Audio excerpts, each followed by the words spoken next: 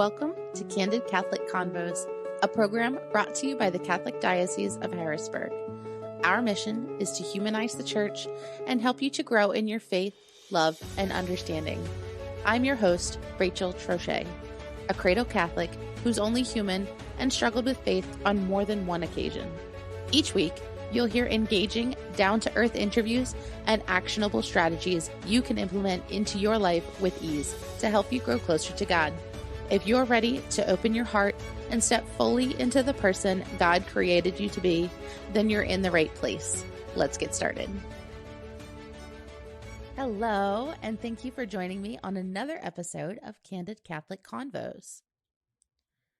This episode is part 2 of our brand new series focusing on the Eucharistic revival. Now, if you're listening to this wondering, what is a Eucharistic revival? Don't worry. You're not alone. The Eucharistic Revival is a nationwide grassroots initiative by the USCCB and Catholics to restore understanding and devotion to the real presence of Christ in the Eucharist. If you've seen the news or ventured out into your community, it's easy to see that the world is hurting. We need healing. We need hope. We need strength. And the Eucharist offers all of that. This national response to the Lord's call began on June 19th, 2022, the Feast of Corpus Christi, and will continue all the way until Pentecost 2025.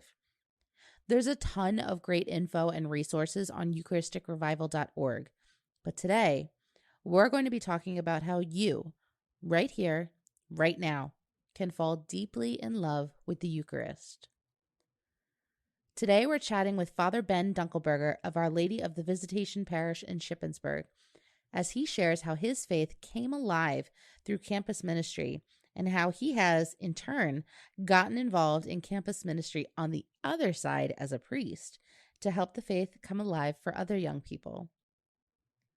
If you have any questions about the Eucharist you would like to have answered by one of our priests, be sure to send us a message on social media or our website, and we'll try to get it answered throughout the series. Father Ben, thank you so much for joining me today. I'm really excited to have you here as part of our new series and kind of just bounce some of these questions off of you. Definitely. Super excited. Would you mind telling me a little bit about yourself?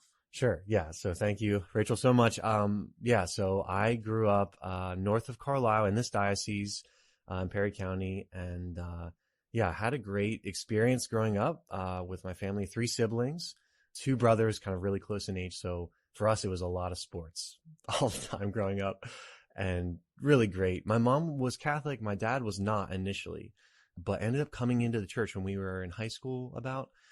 So that was a cool thing to see that happen. But I would say that we were into our faith. We were trying to be good Catholics, but it maybe wasn't as alive of a faith as it could have been in a certain sense, right? So the deepest desires were, sports and maybe the outdoors as well, and hunting or whatever. So I went to college at the University of Pittsburgh and studied electrical engineering there. And so really had a great experience and kind of accidentally fell into a friend group that was really into their faith, a campus ministry there, and got really into my faith. Long story, but through that experience ended up asking kind of deeper questions and saying, okay, do I really believe all of this? And having, trying to pray for the first time in silence for, in a long time, and going back to confession and all of those different things. And so getting into my faith in college, and really through that starting to then lead a Bible study. And I think I got to my junior year and I said, okay, I need to ask God what he wants me to do. I always thought, I'd be married and be an engineer and all of that. And so had that really deep discernment for about 6 to 8 months between my junior and senior year of college, as engineering was going very well and enjoying that. So God, what do you want me to do? Be an engineer, or, get married, or be a missionary somewhere, or whatever. So very long story again, but ended up eventually through a lot of prayer, and I had adoration before the Eucharist. I know this is about the Eucharist a little bit. So adoration before the Eucharist was a big part of that too, in prayer. But I eventually really felt called to, at least I thought maybe God was calling me to be a priest. And so made that decision halfway through my senior year of, I really think I should at least enter the seminary and see So I finished my degree in electrical engineering at the University of Pittsburgh, and then went to seminary at Mount St. Mary's down in Maryland, just south of Gettysburg, and really had a great 6 years there. I'd say about 2 years in, I said, yeah, I really think God's calling me to be a priest. And so I was ordained in 2018 and sent as the assistant down at St. John the Baptist in New Freedom, south of York. And I was the chaplain at York College. And then I went a year and a half ago or so, almost 2 years now, to Shippensburg. So I'm the pastor at Shippensburg in Pennsylvania, that parish, Our Lady of the Visitation, and the campus minister of Shippensburg University. So it's been a great 4 years of priesthood. Yeah, really cool. That's really awesome. I love that you were able to discover it while you were on your path to something else. And then you used that and you kind of went back and you got involved in campus ministry as a priest. Like, I think that's coming full circle. That's really awesome. Yeah. It's really been cool to experience campus ministry as a college student, not too long ago, but then to be able to immediately as a young priest be doing that for kids. And there's such a deep desire at that age to discover yourself and to, like, you know, what is the world all about as you're getting out of the high school bubble of, like, you know, all this stuff. And so it's it's really, really beautiful and meaningful to be able to help the college students to ask those deep questions and to try to live their faith in college, which is a really unique time in life. So absolutely. cool. All definitely about finding yourself in college. Yeah. Figuring out what it is you want out of life. Mm-hmm. So I've heard a lot of people talk about having a truly transformative experience when they receive the Eucharist at some point in their lives. You mentioned that you had an experience during adoration. Mm-hmm. Could you expand on that experience a little bit and about how the Eucharist changed you? Definitely. Yeah, it's a really good question. I would say that I've had a ton of, you know, good and kind of powerful experiences, but a lot of them are not necessarily miraculous, I guess, in a certain way, but they're, you know, when you see the change over time, that's kind of the goal, I think, in a sense, of the Eucharist, is it's changing you internally over time, right? But I've certainly had a couple, at least, of just very powerful experiences that might be more of what people think in a certain sense of miraculous, I guess. But yeah, one of the ones that I would say, I was at a big conference and there was adoration going on, but it was also Lectio Divina going on, which is really just the words Lectio Divina are just divine reading in Latin. So they were reading from the Bible. It was actually Jesus being baptized, and so we're just praying, you know, before Christ in the Eucharist, and just in silence as they're reflecting on this and leading us in that meditation, imagining being put in the scene of Jesus going to John the Baptist, being baptized, the Holy Spirit coming down upon him. So very normal in that sense of just kind of the Bible, and you're praying with it, you're before Jesus. But as I was praying there, and I think this is something with adoration, with the Eucharist in general, not just in adoration, but when we're receiving it too, is that there was this recognition of, okay, there's this presence before me, and it is Jesus. And so you're just praying and staying open to that presence, is kind of directing the prayer towards the presence, right? In a sense, which is what we desire, and how we encounter friends and family and spouses or whatever in our lives. So that was something that really, so in that moment, the actual experience was, I was putting myself in the scene, and for whatever reason, I ended up next to Jesus in the water, kneeling down, and he turned towards me, which wasn't something they were saying, right? And, you know, just kind of said a few words in that moment, which is something I really needed to hear at that time in my life, right? And so it was really, really profound encounter with Christ of he's right there in the Eucharist, and actually in this prayer right now, he's speaking to me about something very specific in my life. And so, very, very profound, deep encounter where it's this personal, you know, couple words, but something that has been on your heart and then just like speaks to you very powerfully. So that would be one example of, okay, before the Eucharist and adoration, and experiencing that type of personal word or love of Christ there, where you're directing him, you're directing your heart and your attention, your mind to the Eucharist in silent prayer, basically. right?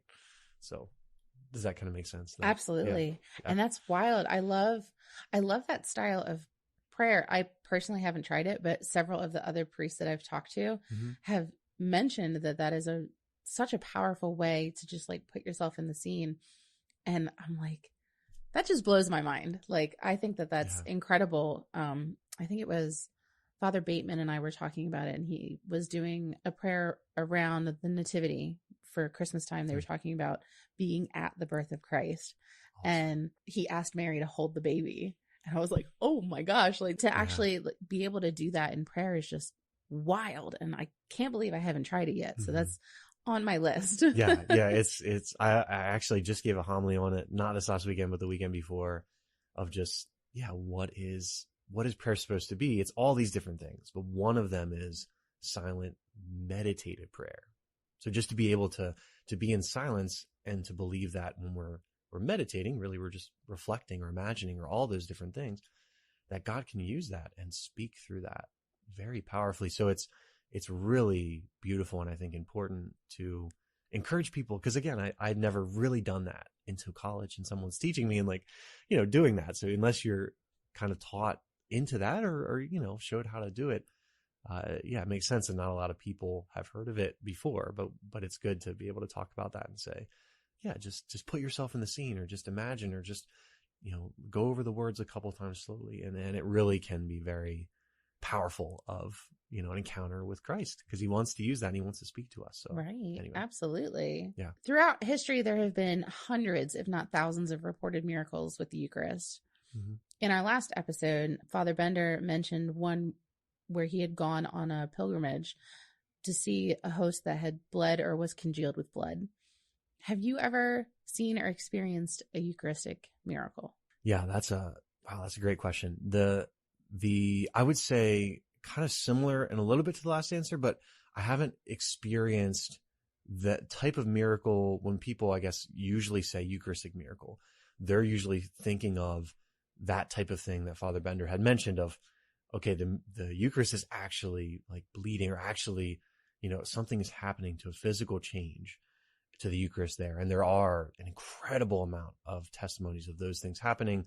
A lot of sites you can go to in especially in Europe, but around the world, where it's like, here's, this miracle that's still kind of happening. Like, it's still here. You can test the Eucharist, and there's this incredible tests that have been done of like, it's heart tissue, and it's, the same blood type of particular like, it's crazy. That's wild. I should have maybe pulled it up, but anyway, but it's really beautiful.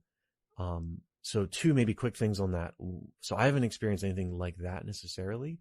I would say that there's way, way more miracles that are happening on a regular basis, not just miracles of like faith, but also miracles of healing that we don't necessarily hear about. So one quick thing that there's so many. One quick thing that I will say is, very recently, one of my parishioners, a woman in my parish, was sick with COVID. She was doing okay, but definitely very sick, and has this deep devotion to the Eucharist and just desired to receive it, and eventually was brought the Eucharist by one of our other extraordinary ministers of Holy Communion, and she received the Eucharist. And she was telling me this later, that she was like, I'm probably going to have long COVID. I'm going to have this thing forever. Just feels like it might be that. And she just had this almost immediate kind of physical healing that she experienced. And she was telling me this very emotionally, maybe only a month ago. Right. So I can't necessarily like bring that before scientists and say like, here's this exact, miracle.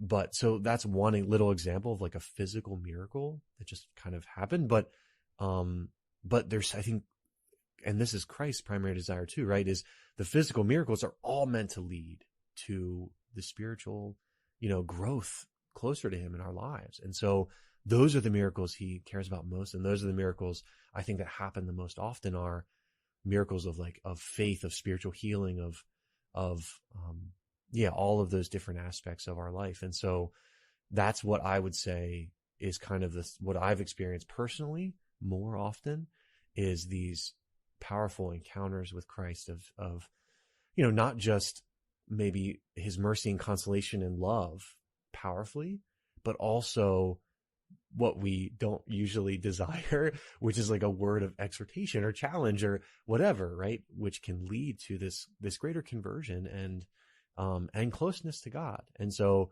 that can also be a miracle of the Eucharist, of hearing his words speak into our lives powerfully. And maybe one little quick analogy, you can also cut me off anytime if I'm speaking too long, by the way, but the analogy of like, we often don't, like the Eucharist can change us is one of the things that you said. We often don't necessarily in our spiritual lives see the change as this big, I mean, we desire these big like retreat moments and top of the mountain, right? Transfiguration moments. But often God is doing it little by little in our hearts, the transformation. And so you think of having a garden or you have a plant or flower back here. And when you look at it and you're watering or feeding it and you see the tree or the thing grow little by little, but you don't actually, when you're watching, you don't actually see it grow, right?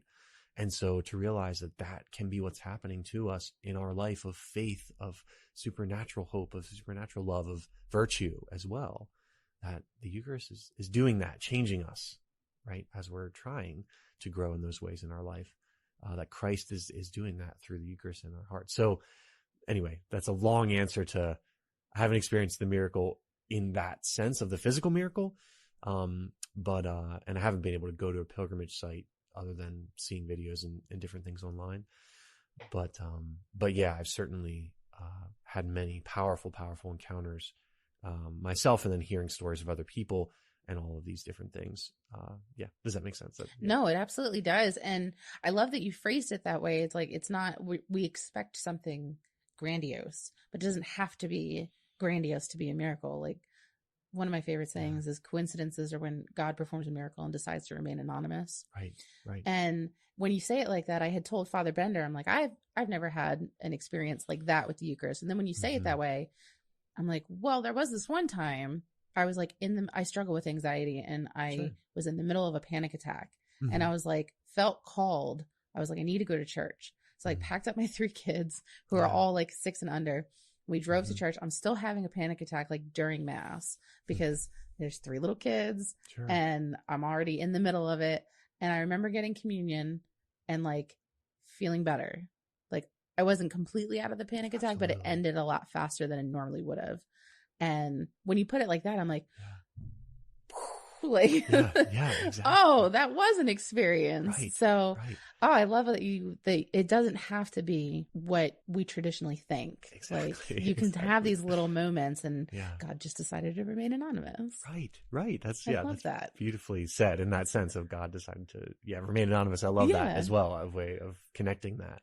But it's, thanks for sharing that. That's really beautiful. At the end of the liturgy of the Eucharist, the priest puts the host back in the tabernacle. And I used to be an altar server, so I remember the whole spiel. Gotcha. But why does he actually put them back in the tabernacle? Like, does it stop being the body and blood of Christ once the mass is over and it's just hanging out in the tabernacle? Sure. Yeah, absolutely. Yeah, we certainly believe that it continues to be the body and blood of Christ in the tabernacle.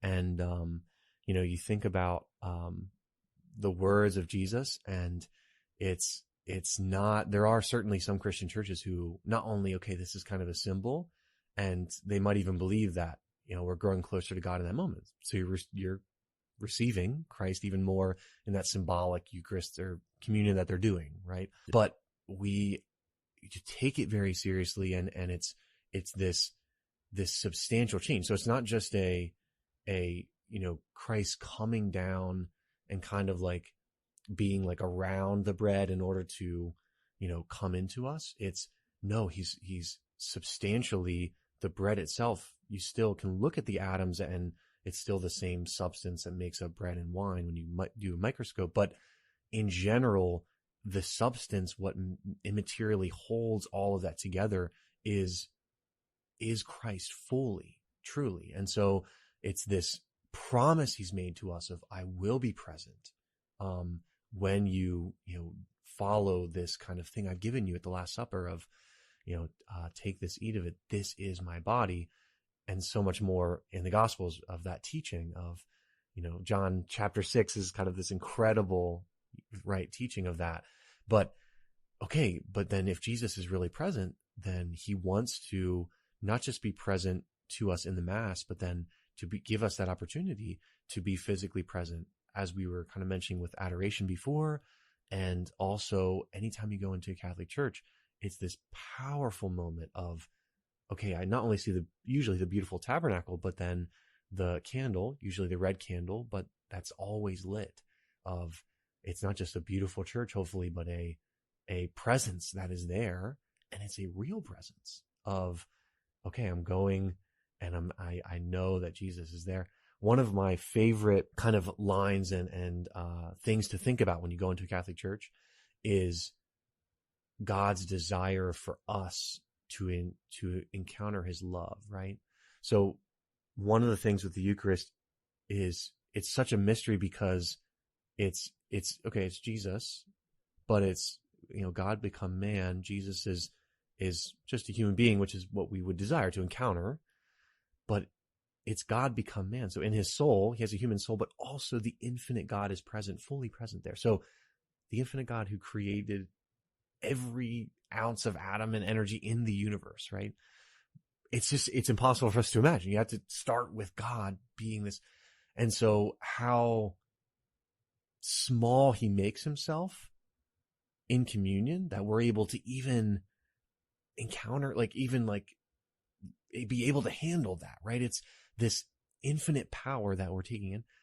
So when you think about the tabernacle then, and Jesus just waiting, being silent, waiting there in the tabernacle, it's this incredible thing of when you go into the church, some people will think, okay, now I have to, make myself attentive. I'm tired and I have to make myself attentive or whatever in the church. But in reality, where you start is there is Jesus, the infinite God, waiting there for me to come into the church to pour his love out into my heart. Like his deepest desire is to wait for us to do that, right? If we had a friend who we hadn't seen in a long time and they invited us over and over again to come and hang out just to catch up and just to, right? It'd be like, sorry, I can't come. Sorry, I can't come. Sorry, I can't come or something. And then if you went to that friend finally and they're just sitting there and they're super compassionate and they're just like, I know you blew me off 50 times, but I'm like, I just want to get to know you and just to have that deep friendship again. We would be like, that love is so awesome. And then you think about Jesus in the tabernacle, just sitting there waiting to pour out his love in silent prayer when we go into the church building. Yeah, I think that's to think about why, right? Why does he desire to stay present in the Eucharist? That's what we want, right? That's what we desire is, again, this not just kind of in silence and praying for Jesus to be all around us. That's important and beautiful too, but we want to direct. We're physical beings as well as spiritual. So we want to direct ourselves to a presence, to another. And that is where Jesus is in the tabernacle. And certainly as a priest, as one last little thing is being able to take the Eucharist, to the sick and to the homebound, right? That's a huge part of why we believe that too, is anytime, I have a call with a person who's very sick this afternoon, this evening. And they specifically called to say, can you bring me the Eucharist, right? So I'm going to bring them Jesus at their home. They can't leave, right? And so it's this incredibly powerful encounter with God's love, not just at Mass, but then continuing on. So that's awesome. I love that beautiful analogy of the friend you keep blowing off. And then you finally go over there and you're like, why did I keep blowing this off? Right, because this feels so good to just hang out with you. I love that. So should we be preparing ourselves for the Eucharist before we receive it? And if so, what are some ways we can actually do that? Yeah, that's a great question. Oh man, there's so many things we can do to prepare ourselves. In general, I think just as you're walking up or as, or after the priest receives and communion is about to start, just to, even if you've been distracted the whole Mass or your kids are running all over the place or whatever, right? Just to make a little act of faith is so beautiful of just, okay, Lord, I know that, I'm I'm about to receive you. Just help me to open my heart and receive you fully, so that your love comes into my soul and transforms me. That little act of faith is so powerful. Whether it's at the last moment right before we receive, or whether we have maybe a little more time to prepare leading up to that. There are specific prayers that you can look up, certainly, that actually are for preparing to receive, that saints or different people have written. And I would say one of my favorite moments in the Mass, there's two things. One of my favorite moments is the offertory. So when people are bringing the gifts up, and you're like, oh, that's cool, I know that family or something. No, but it is supposed to be the symbol of, okay, yes, we don't make bread and wine. Our neighbors don't make that anymore, and we bring it up in the same way as they used to. But it's this, not just we're bringing up the work of our hands, but we're supposed to think of our entire last week and everything we went through the last week. And we're like bringing all of ourselves in our last week to Christ and saying, I'm giving this to you, and I want to offer it to you as a prayer. It's a little sacrifice, and I want to be united to you fully in the Eucharist. And so there's so much more than that, but just to think of, okay, Lord, what is this communion with you, this union with you going to do? It's going to be this prayer of this offering that I'm giving, and it's going to be this union that we talked about earlier can change us. And so you're trying to kind of lead all of that to that moment. There's so many ways that we can prepare ourselves to receive. Again, the first thing I think is the most important. Just, it's okay if you're not perfect or whatever. And it's just a little act of faith of, my heart's not perfect, but I'm just trying to prepare and receive you and be united to you perfectly. So I said a lot there.